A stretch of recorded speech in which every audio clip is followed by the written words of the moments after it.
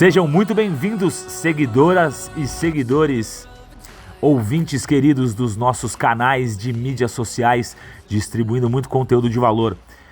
iFly Brasil Podcast, episódio 2 com Paulo Pires. Vamos continuar aí. Um abraço, segue o game, bora! Agora mudando agora, a gente falou de eventos, a gente falou da sua trajetória, a gente falou como você se formou coach, a gente falou dos eventos, o nome do Paulo Pires projetado para fora, para gringa. E aí agora a gente entra na parte especificamente dos teus eventos que você organiza aqui, que é o Vertical Training, que eu quero que você conte essa história, como começou o Vertical Training, né?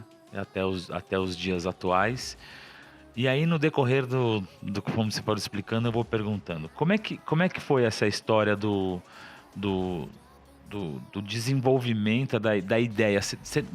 O Vertical Training nasceu assim, tipo, vou fazer um evento para ensinar a galera a voar de ponta cabeça. Ou foi ou vamos fazer um coach aí, como é que foi essa história? Não. O Vertical Training, ele nasce na minha vida, né? De um revés na minha carreira, né? Na época, como que os recordes... Eu não sabia disso, de um revés. Como assim? Não entendi. De um revés. Eu fui cortado de um recorde. Eu tava. O 18A? Foi 19? 18A. 18A. Exatamente. Que você saiu e entrou o Johnny. Pode ser? O Johnny, E o Brunão? Saímos, não, eu e o René. Você e entrou o René. O Godinho e o Johnny. Quem? Godinho. O Godinho. Entrou o Godinho e o Johnny. Entrou o Godinho e você tinha feito o trampo, cara. Assim, todos os trampos você tinha feito. Naquele, você foi tirado em um e no sequência bateu. Eu lembro. Exato. Você puto das calças. Você e o René. Eu lembro. Eu acho que... Conta essa história aí. Mais decepcionado do que puto. Puto comigo mesmo e decepcionado, né? Sim. Porque a culpa foi minha. Eu errei na hora que não podia. Eu podia ter errado diversas outras vezes e cometi um erro quando não era mais, não estava mais sendo... O que você errou?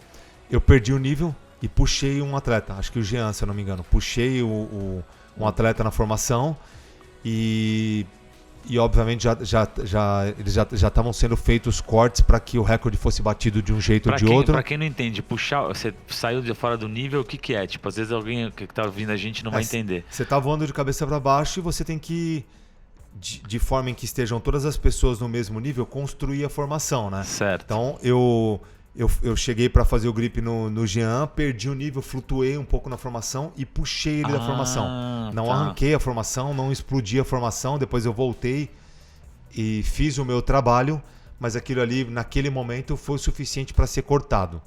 Você não estourou a peça. Não, a formação não explodiu.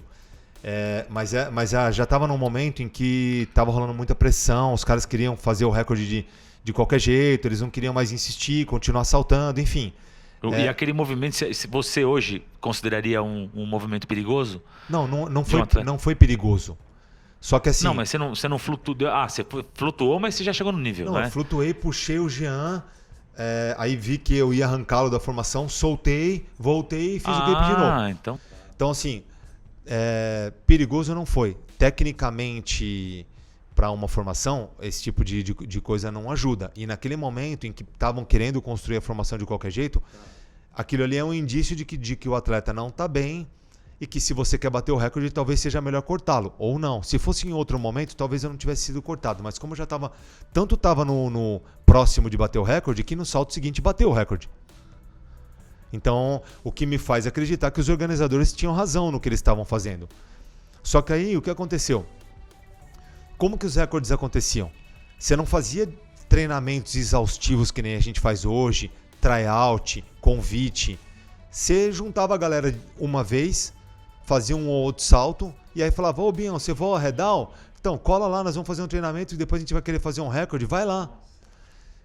Era assim. E a formação também não tinha um desenho, uma lógica, como tem que ser. era meio que, tipo, você saiu no lugar errado, troca comigo aí, vai pra lá, vem pra cá, tal, sabe? Tipo, e aí eu vi... Não tinha como eu vi lá no Mundial uma engenharia de salto, né? Não só no Mundial, você vê no brasileiro e no sul-americano, porque a gente replica o que é feito lá. Exatamente. E aí eu fui cortado daquele recorde, fiquei extremamente decepcionado comigo mesmo e pensei, né? Falei assim, bom, não é possível que é assim, né? Deve ter uma maneira mais profissional de ser, de se fazer. E fui viajar de novo, assim como eu fiz para os Fly for Lives para aprender. Eu comecei a ir para os tryouts do recorde mundial para aprender como é que eles faziam. Caraca, foi por isso. Você entendeu? Me enfiei lá. Fui lá ver como é que era. Participar de saltos que eu nunca tinha feito, 20 e poucos whey. Imagina, aqui o avião cabia 14. Fez o recorde de 18, era meu maior salto. Eu cheguei lá pro primeiro tryout do recorde mundial, 22 whey. Eu, uau, caramba, tem o lugar certo de sair no avião, nossa. É assim, foi aí que você teve. Foi aí que você teve toda essa absorveu esse conhecimento também. Eu vi que tinha um outro jeito de fazer. Tá. Aí, só que eu não tinha know-how nenhum de como ensinar a galera. Aí eu peguei um grupo de pessoas que estavam a fim de treinar, o Jean, o Paulinho Gesta, o próprio Johnny, o Humberto, na época ele entrou um pouquinho depois, né? O Graveto também, né? O Jean é o Graveto. O Jean Graveto, é verdade. E aí Vitinho ainda não, ele veio depois. O Vitinho foi um dos meus primeiros alunos, na verdade. Tá. E aí eu comecei a treinar com essa galera. Nós começamos a fazer four-way vertical de redal para treinar, para aprimorar, para melhorar o voo e tal. E aí depois de estar fazendo isso durante um tempo, rolou um convite da galera de Resende, né? Alex Carneiro, Antônio, Giuliano e Vitinho, para que eu treinasse eles para voar redal. E eles vieram para Boituva para saltar comigo. Vieram uma ou duas vezes para Boituva. O Vitinho já tinha interesse em estar participando de um recorde, mas não tinha experiência nenhuma ainda. Mas estava voando super bem já. E a gente fez saltos super legais durante aquele final de semana. O Vitinho até participou de recorde de barriga na época. Já tinha participado. Ele já sabia mais ou menos como funcionava, né? E aí eles vieram, a gente treinou, a gente fez 1 ou 2 treinos aqui. Aí eu lembro de ter ido para Resende também saltar com eles. E aí o que aconteceu? Aí eu me tornei treinador de um grupo, que era essa galera. E o Saldanha tinha um outro grupo, que era o Joaquim, Perigor e mais alguém lá. Perigor? Nossa, Perigor. Eu lembro do Perigor, meu Deus. E aí os caras também faziam um four-way deles lá, né? E aí eles tinham um grupo que chamava four-way. Aí o Saldanha virou e falou, pô, não faz sentido, a gente podia juntar essa galera e fazer todo mundo junto, grupo maior, mais legal. Eu falei, beleza, vamos nessa. Eu vou fazer o seguinte, vou falar com a galera do meu grupo de Resende e a gente coloca todo mundo no mesmo grupo e vamos aí. E aí eu peguei essa galera, coloquei eles no grupo do four-way do Saldanha e começamos a saltar. E aí o que aconteceu? A galera viu que a gente estava treinando e outras pessoas começaram a se interessar. Pô, então, eu queria treinar, botava o cara no grupo. E o grupo four-way já tinha 20 way. 30 way, sei lá. Era um grupo do WhatsApp, é isso? O grupo do WhatsApp. Que era onde rolava a reunião para juntar essa galera para treinar. Aí um dia eu virei pro Saldanha e falei, Saldanha, cara, eu vou mudar o nome do grupo para Vertical Training, porque não é four-way, faz tempo, mano, que não é four-way. Desde que nós juntamos 2 grupos já não era mais four-way. Nós nunca mais fizemos um four-way, eu nem sei mais como é fazer um four-way, né? Mas a proposta era four-way de head-down. Aí beleza, virou Vertical Training. E hoje o grupo tem 100 e não sei quantas pessoas, tem, sei lá, 180 pessoas, 160 pessoas, não sei. E aí começamos a treinar. E aí surgiu a ideia de fazer o primeiro recorde sul-americano, lá no começo disso, em 2016, né? E aí eu conversei com o Luiz Prineto, propus para ele, a gente estava fazendo o primeiro recorde sul-americano de redal, já que esse recorde não existia. Ele veio para cá, deu uma aula pra gente, né? Tava todos os caras como atleta, Vitinho, Humberto, Jean, eu e o Luiz como organizadores, e o Luiz ensinou, deu uma aula pra gente, os caras aprenderam também, porque eles são engenheiros, todos esses caras, e a gente fez o primeiro recorde sul-americano, todos esses caras estiveram presentes no recorde. Foi 2016. Aí em 2017 a gente tentou fazer um novo recorde brasileiro, Só que nós não tínhamos uma renovação de atletas. De 2016 para... Em 2016, nós tivemos bastante sul-americanos. De 2016 para 2017, os brasileiros que participaram do sul-americano não queriam participar do brasileiro e nós não renovamos os atletas. Não aconteceu o que acontece aqui no Vertical Training hoje, que de um recorde para o outro você renova 50%, 60%. Então o que você está dizendo são, por mais que seja a formação de 21, tá vendo? Eu tô com a cabeça quando você falou, 20, quando você vai, o próximo recorde vai acontecer? Brasileiro? O brasileiro vai quantos? A gente está almejando 30. 30. O anterior é um 21. Eu lembro, quanto que era aquele que você foi cortado? 18? 18. 18.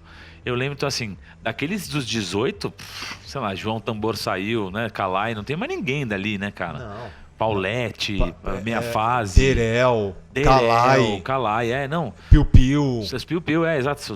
Piu-Piu, obviamente, tá aí ainda. Sim. O João Tambor, imagina. O João acho que tá voltando pro próximo recorde.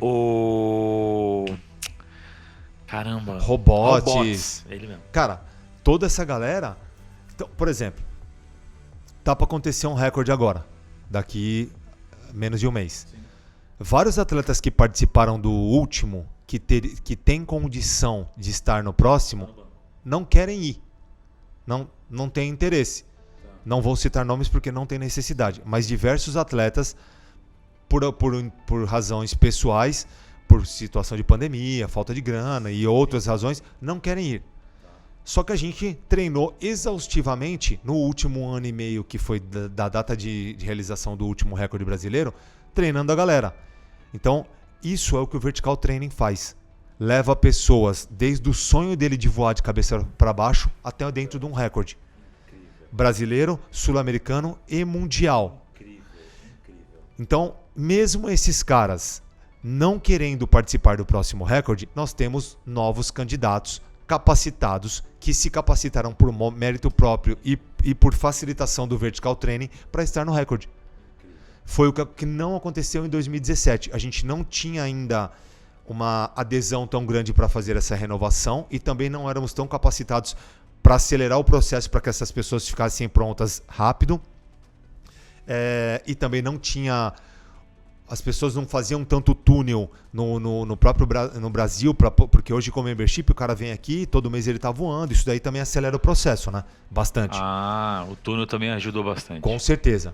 Então o que aconteceu? Nós não conseguimos fazer o recorde. Nós tentamos quebrar em 2017 o 18A brasileiro e a gente não conseguiu. Tentamos fazer um 21A, que era do tamanho do sul-americano, não rolou. 20A, 19A não rolou. Meteorologia também não ajudou. Diversos fatores aconteceram que também não contribuíram, que não vem ao caso. Mas era um momento ruim que nós, pessoalmente, também estávamos vivendo. O recorde não rolou. Em 2008 a gente voltou, melhor preparado, com diversos novos atletas, todo mundo treinado, afiado. Fizemos o segundo recorde sul-americano. E aí a gente foi de 21 para 28A. Foi um aumento considerável aí. Do tamanho da formação. Esse foi 18? 2018. 2018. Eu gravei esse, não foi? Gravou. Uhum. Que a gente fez o 27 e depois o 28. Exato. E aí em 2019 a gente conseguiu, enfim, quebrar o recorde brasileiro. Fizemos um 21A. Tínhamos capacidade de fazer mais, mas a meteorologia não nos ajudou naquela ocasião.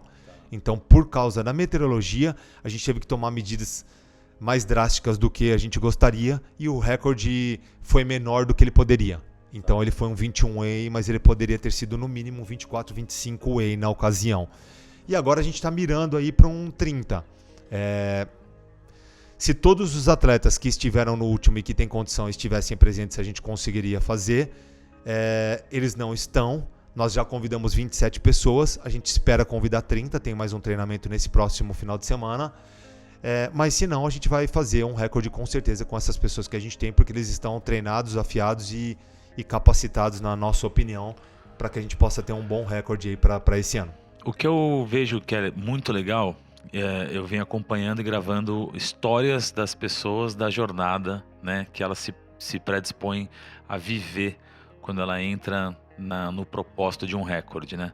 E quando a pessoa entra num propósito de um recorde, é muito fácil de observar pensamentos que você mesmo fala, lá atrás, que você ficou sem rumo, sem saber para onde ir, e você vê que as pessoas falam, porra, eu entrei no Vertical Training com o propósito de me capacitar para estar dentro do recorde. Se eu for para dentro do recorde, se eu não for, pouco importa, mas o que todo mundo, e é impressionante, Pepe, tantos gêmeos que eu entrevistei, o Bruno Souto, o Alex, é nítido, assim, eles falam como é muito mais importante o estar lá, a jornada, né? O caminho e a família que se constrói, o nível de amizade, principalmente quando você está dividindo o céu a 400 por hora e que você tem que cuidar da sua segurança, cuidar da segurança do teu brother,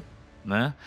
E às vezes você erra, e às vezes você, tipo assim, às vezes você erra, você pode errar, e aí você se sente super culpado de falar, sabe, a gente vai errar, né? Todo mundo vai errar. Como é que é isso pra você, Pepe? Assim, você se predispôs a falar, não, vou dar uma cara pra isso, vou dar uma metodologia pra isso. Então você foi pra fora, estudou e tudo mais. E hoje o teu trabalho tá consolidado, cara. É nítido. Hoje teu trampo de coach no Vertical Training todos seguem o padrão, a metodologia que você colocou. Como é que é pra você isso? Observar essas 27 pessoas que você falou aí. Você viu o neguinho começando. Você viu o neguinho zaralhando no começo do redão. E hoje os caras estão chegando e têm capacidade. Como é que é isso pessoalmente para você? Tem duas coisas importantíssimas aí, né? Então, vamos lá. Primeiro, eu não inventei a roda, né? E também não aprimorei a roda. Eu simplesmente trouxe ela para nossa realidade. Então, por exemplo, olha o que eu te falei no meio da nossa conversa. Eu saí daqui quando o meu maior salto era um 18A, e o primeiro salto que eu participei nos Estados Unidos foi um 22. Se o nosso recorde atual na ocasião era um 18, qual era a chance de eu fazer um 22 no Brasil? Nenhuma. Não ia acontecer, era perigoso. Beleza. Eu fui lá e fiz um 22 Way. Eu não era o cara mais capacitado da turma, mas eu era um cara seguro. Tanto que eu fui cortado do recorde, não por tema de segurança, e sim por performance.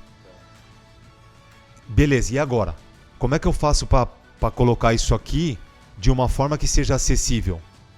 Como é que 22 Way? 11 Way? 6 Way? Não vai rolar. Comecei a treinar 4 Way com a galera e entendi que o 4 Way era um caminho. E comecei a treinar esse grupo do Rio com 5 Way, que eram eles 4 mais eu.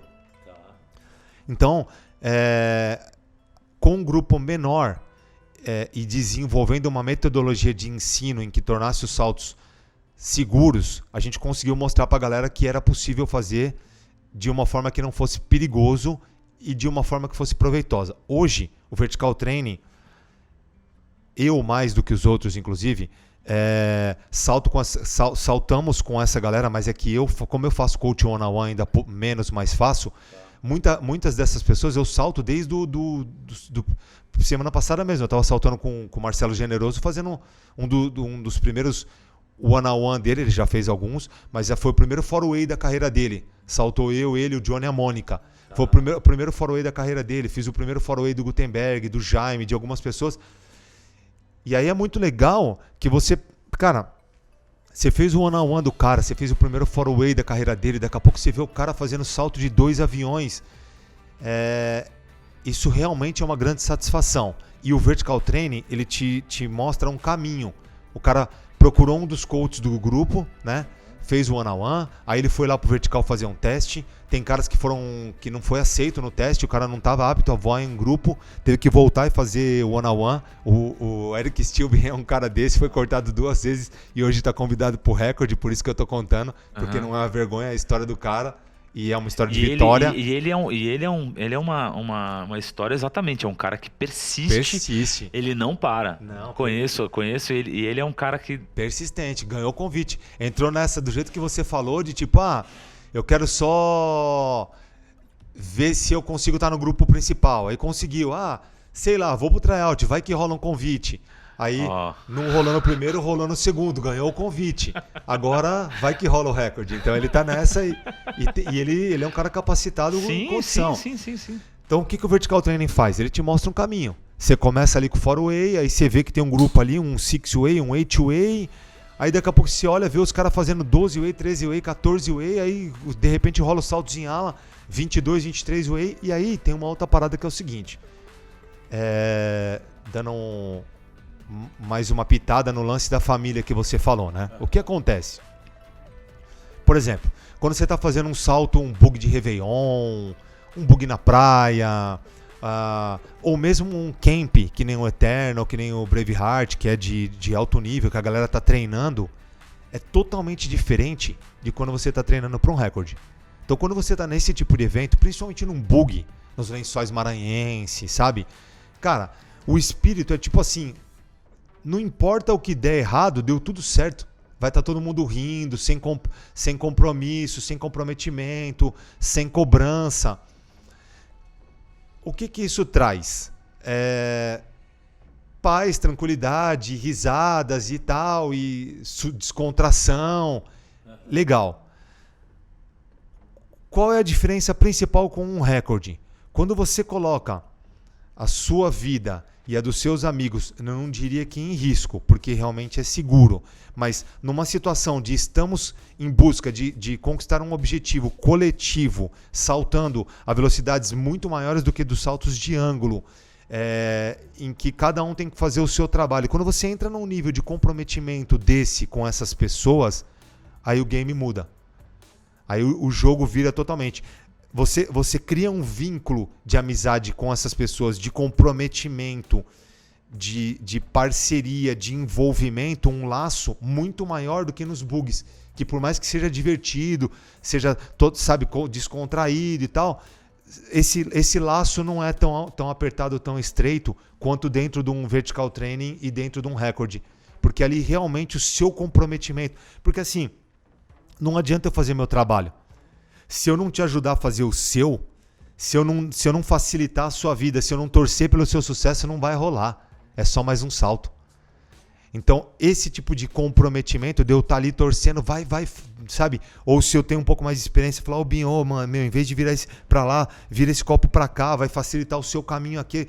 Então, esse comprometimento de um atleta com o outro, essa ajuda, essa torcida de um pelo outro, assim, faz com que você capte momentos que nem você captou de compaixão, de realmente envolvimento total que nem você viu por parte dos caras.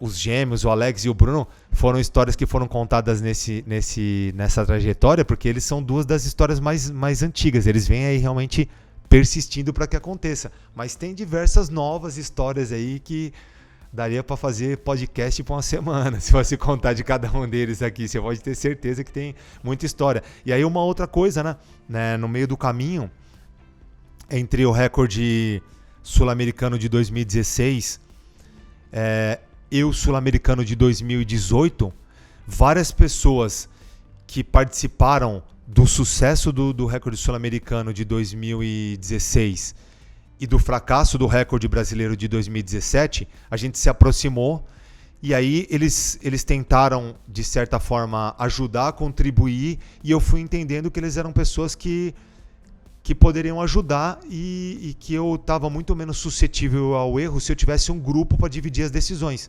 E foi nessa que entrou o Jean como participante do grupo, depois Jean Graveto. Depois o Humberto, né? O Betinho. O Betinho é um dos caras também que manja muito. O Betinho, o Vitinho, né? Sim. Quem mais que tá... Aí entrou o Jean, entrou o Humberto, depois entrou o Vitor, que ajudou muito também. E aí o último a ser incluído nesse grupo foi o Davi, né? Que ele já veio com uma bagagem de experiência voando lá fora, participando de grandes recordes que nem o da Califórnia, recorde mundial, enfim. E o Davi é um estudioso, né? Ele é um cara extremamente focado, detalhista, metódico, obcecado. E aí, tipo... Mas é bem isso é ótimo pro recorde, né? Claro. É a cara de alguém que precisa de uma meta, de um objetivo, estabelecer... Você tem que controlar o grupo, porque os caras os caras têm um nível intelectual tão alto que às vezes precisa reduzir. Tipo, não deposite as suas expectativas nas pessoas, porque você vai se frustrar. Sim. Então, assim, então a gente tem um grupo muito equilibrado, inclusive nisso. Às vezes um vai demais, aí o outro puxa, às vezes tá indo todo mundo demais, aí a gente para e recomeça tudo de novo. Mas o grupo é extremamente qualificado, né? E com a inclusão dessas pessoas, eu nunca vou tomar uma decisão errada, porque eu nunca vou tomar uma decisão sozinho. Então, nós somos um grupo de 5 pessoas em que é voto vencido. Boa pergunta. As tomadas de decisão dentro de um evento como esse, tá? São feitas em vocês 5, por exemplo. Aconteceu o salto, pegamos a imagem, vimos. Essa decisão, ela não é unilateral, né? Ela não é um tipo, você é o cara ou o Betinho é o cara. Não, vocês conversam, dialogam. Porque vocês têm que entender, conta um pouco como é essa logística interna, porque as pessoas sabem, beleza, é um recorde, vai lá, assiste, conta como é feito, né? Então você tem que pegar o vídeo do recorde, assistir, como que é, a mão direita tem que estar, se tiver na figura, explica, tipo, desmiuça assim essa parte, como funciona um recorde. E aí já emenda essa questão, como é tomada de decisão, você vai cair fora, como é que é isso? Uma das melhores e uma das piores partes do recorde vem junto, né? É um brinde duplo, né? Por quê? Porque a melhor parte de você acompanhar a jornada dos caras, torcer para o sucesso deles, fazer o seu máximo, eu estou falando da minha parte como organizador e treinador. Tá. Fazer o seu máximo para que essas pessoas consigam os seus objetivos. E aí, como a gente tem o tryout para o recorde, que é um qualificatório, traduzindo para o português, em que você vai avaliar pessoas e se elas estiverem aptas, elas vão ser convidadas para um recorde. Aí o primeiro brinde, você torceu para a jornada da pessoa, você ajudou a ela chegar lá, aí ela está qualificada, você fica super feliz e você é um dos caras que vai voltar para dar o convite para ela. Pô, isso é uma grande satisfação. Por Maravilhoso. exemplo, eu fui um cara que falei pro Eric que ele não estava capacitado para participar do Vertical Training. E eu fui um dos caras que voltou para dar o convite para ele. Tá. Então, imagina o quanto isso não é satisfatório. Você ter visto a trajetória do cara inteiro. Incrível. Beleza. Só que no dia do recorde, se ele não fizer o trabalho dele, eu também vou ser um dos caras que vai ter que voltar para ele ser cortado. Sacou? Então, isso é uma faca de 2 legumes. Então, é super complicado, porque assim... Agora eu entendi. O que acontece? Você dá o presente, se o cara não fizer o trampo dele, você vai pegar de volta. Durante o recorde inteiro, você vai ajudar as pessoas, dar informações, dar toque, dar dica, muda o cara de lugar, dá mais uma oportunidade. Só que essa decisão não é minha, o vídeo não mente. Então você tá ali assistindo um vídeo e aí o cara não tá mandando bem. Aí você dá uma chance para ele, troca ele de lugar, quando dá, né? Porque às vezes o cara comete um erro de segurança que compromete a segurança do grupo, ele tem que ser cortado.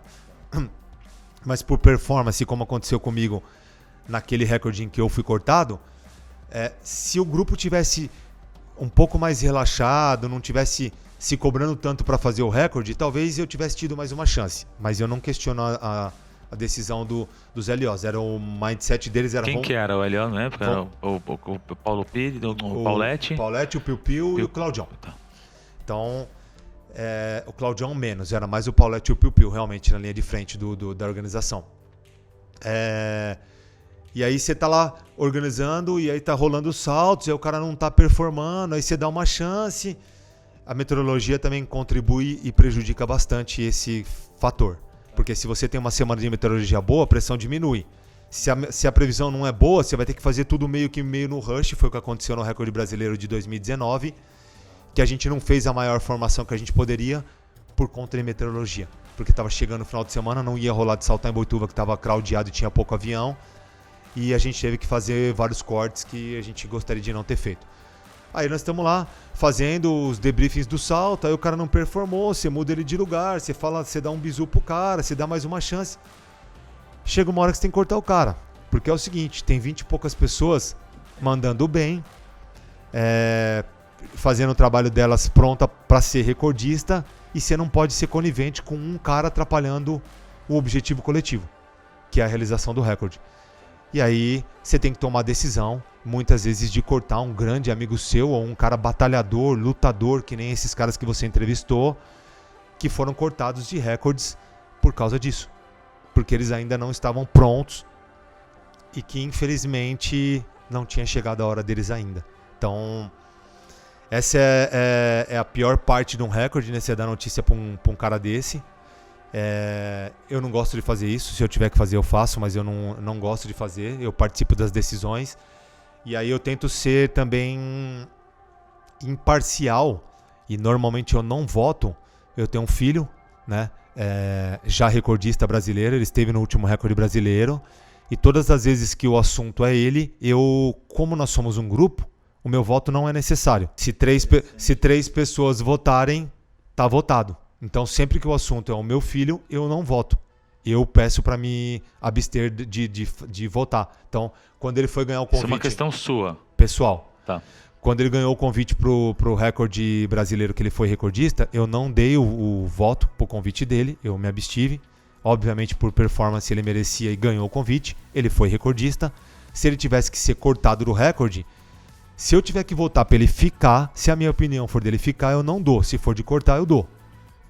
Por quê? Ué, porque se a opção, como assim, Paulão? Se a opção for de cortar, ela tá nítida e evidente. Então não faz diferença eu dar. Mas, por exemplo, se tiver rolando uma dúvida, e aí, corta ou não corta? Eu não vou dar meu voto. Mas se for clara, o cara cometeu um erro de corte, eu vou falar, claro, tem que cortar. Tem que cortar, entendi. Entendeu? Então, assim, se tiver, por exemplo, ali, um cara votou pra cortar ele, o outro votou pra não cortar. Eu já vou me abster. Entendi. Porque rolou uma dúvida. Entendi. Mesmo que tenha sido só uma. Você vai cair Dois fora. caras já falaram assim, não, eu acho que tem que cortar. Eu com certeza vou ser o terceiro a falar. Claro que tem que cortar. Entendeu? Então, porque aí ficou claro e evidente de que o cara tinha que ser cortado. Então, eu tento me manter imparcial. Por sorte, meu filho é um grande atleta, é uma grande pessoa. Ele normalmente performa bem em situações de pressão, fora a parte técnica, que ele é um grande voador. Então eu não tenho esse tipo de problema, nunca tive. Mas eu me abstenho. Então nos convites dele para recorde eu nunca dou. Eu dou sempre minha opinião depois, né? A galera toda votou, né? Não, claro, convite pro Joe, convite. Eu falo, meu voto também seria que sim, mas enfim, vocês já deram, tá convidado, porque 5 pessoas, 3 venceu. O quarto é desnecessário, entendeu? Então, falando especificamente do Joe, aí a gente vai trazer um pouco para esse universo da iFly. Tá comprovado que o túnel faz diferença. Né? Tá comprovado. Eu sei que você não é um tunelzeiro. Pô, não sou por questão financeira. Única e exclusivamente porque você é louco. Sei. Não, mas você não é o cara anti-túnel. Não, imagina, né? Pelo contrário, então, assim, eu sou full a favor de túnel. Certo. Quando que a gente ia pensar que o seu filho ia ter a capacidade de fazer participar de um recorde, sendo que ele quantos saltos ele tem? Agora não tem 400 e poucos. Não tem nem 500 ainda. Ele não sabia, mas eu sabia. A minha conversa com ele sobre o túnel foi o seguinte.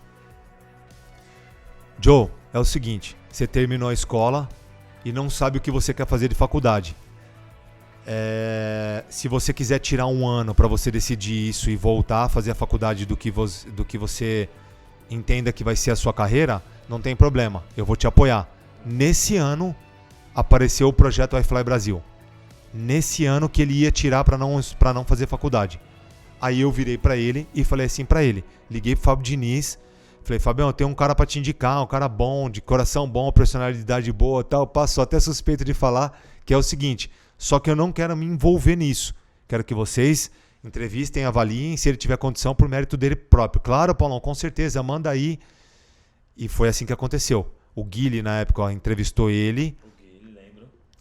E depois o Guilherme ligou pro Fábio Diniz e falou assim, olha, de todas as pessoas que eu entrevistei, esse cara que eu entrevistei agora, que é o filho do Paulo Pires, que é seu amigo, é o melhor cara. Foi o melhor entrevistado até agora. É o que tem mais a ver com a nossa proposta na época. E aí o Fábio Diniz me ligou, super orgulhoso para me dar essa notícia. Eu tava chegando na academia com o Joe quando o Fábio Diniz me ligou para dar essa notícia. Fiquei super feliz e tal. Qual foi a minha abordagem com o Joe?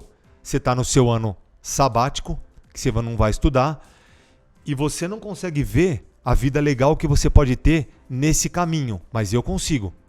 Se você quiser seguir, se você quiser, eu não tenho dinheiro para te dar o que essa vida pode te trazer, mas eu tenho um caminho para te mostrar. E aí eu fui lá e indiquei ele. Ele passou pela entrevista, foi eleito como um candidato apto ao cargo, foi para os Estados Unidos, fez o túnel, a primeira turma do FITP, ele estava lá nos Estados Unidos, voltou para cá, começou a trabalhar, e aí o resto todo mundo já sabe, o cara virou um monstro do esporte aí, dentro do túnel e no skydive, por conta do túnel. Por que eu não voo mais? Única e exclusivamente pela questão financeira. Se eu tivesse dinheiro disponível para estar voando, eu teria um membership e estaria voando toda semana, todos os meses, com certeza. Então o que você diz é, para quem quer estar dentro do esporte, independente se é barriga, forway, de head down, de barriga, participar de recorde, a ferramenta túnel é indispensável como acelerador de todos esses caras que estão convidados para esse recorde agora, todos eles chegaram até aqui por causa do vertical training e do túnel. Todos eles têm membership, treinaram aqui, treinaram em Brasília, treinaram em Goiânia, todos eles. Caramba, Paulo, eu não sabia. Todos eles. Você não é treinador de túnel, né? Não. Eles foram pro túnel, treinaram em Goiânia com Ganza, com Toshimi, com Isaac. Eu lembro, com Isaac. Vieram pra cá, pra São Paulo, treinaram com o Joe, treinaram com o Lucas Marques, treinaram com todos esses caras. Todos eles, sem exceção, a ferramenta utilizada para chegar a ganhar um convite para esse recorde foi o túnel e o vertical training. Sem exceção. Todos eles. Inclusive, Bruno Souto, Alex, os gêmeos. A Marcela foi também convidada. Marcela foi convidada, tá no túnel toda semana. Sim, é verdade. Também por causa do túnel. Então, o túnel é uma... Se você quer evoluir rápido, se você quer evoluir preciso, se você quer você precisa do túnel. Não tem outro caminho. É isso, entendeu? Tem que estar aí, tem que estar... O skydive é extremamente importante. Eu sou free fly de raiz, de natureza. Aprendi a maioria das coisas que eu sei voando, saltando e não no túnel. Mas o túnel foi uma ferramenta extremamente importante e eu não vou mais por causa disso. Senão eu estaria no túnel toda semana com certeza. E também se você quiser começar a aprender o free fly normal, vocês também tem algumas... Na Flyon tem o... Como é o nome? Accelerated Free Fly. Fala um pouco desse... A gente criou alguns camps justamente para abordar essas pessoas que estavam nos cobrando, inclusive, com relação a isso, né? Porque o time Flyon ficou muito conectado, muito ligado à parte do vertical, sim, aos grandes eventos do Eternal Braveheart e o Space Invaders. Uhum.